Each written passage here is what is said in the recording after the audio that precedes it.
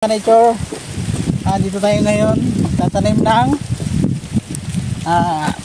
pine tree at saka ang tawag nito hindi ko na alam. Okay, tatanim tayo ng tanim mga ka-nature, no? Ito, tinatanim natin to, tabili natin to sa mga halaman. Halaman ba? Itinatanim ng mga ka-nature. Hindi ko alam kung anong pangalan nito mga ka-nature. Ito yung itatanim natin, ito. Ito, maganda to siya pero hindi ko alam kung anong pangalan nito, kaya anong result yun na, diba? Sana ganda tubo nito, no? Mga ka-nature, try natin, tatanim para na sa ganun malilim. Yung natin ang hukay para yung ugat nya hindi matamaan ng init, saka madaling mabuhay mga ka-nature. Yan yung kaya natin ng malaki.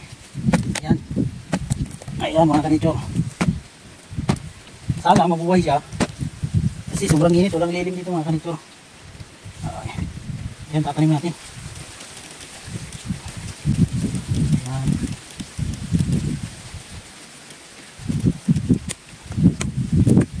Ito itatanim na natin mga ka-nature, ganda, yun lang, hindi natin alam kung anong pangalan nito, basta tanim na natin. Buksan natin yan para ganda yung tubo. Yan, kaya mga ka-nature, kung may ugat na siya, malaki na yung ugat nya, so sigurado mabubuhay na ito siya. Yan lang, lumikit yung Philippine, yun, tama na ito, ganda, no? Yan. Yan mga ka-nature. Yan ang hugis niya.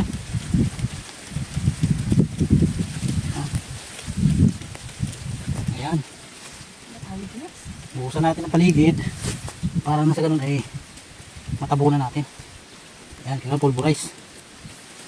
Yan. Ganda, no? Yan, tatanim natin.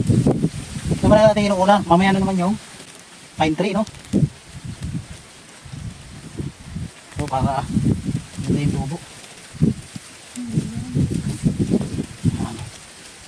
Para straight siya.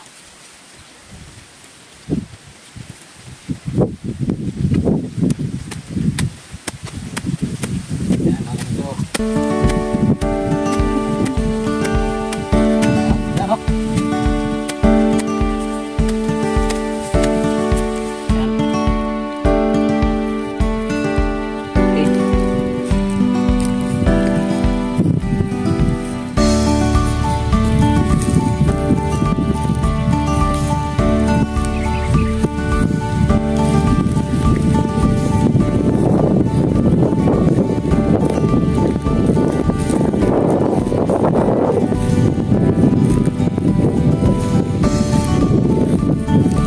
Ito na yung ating inungkay mga ka-nature.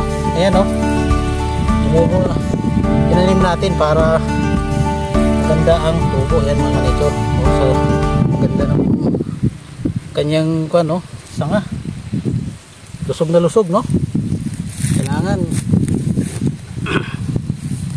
ganito pagkatanim natin mga ka-nature para mabuhay siya kahit hindi siya maulanan.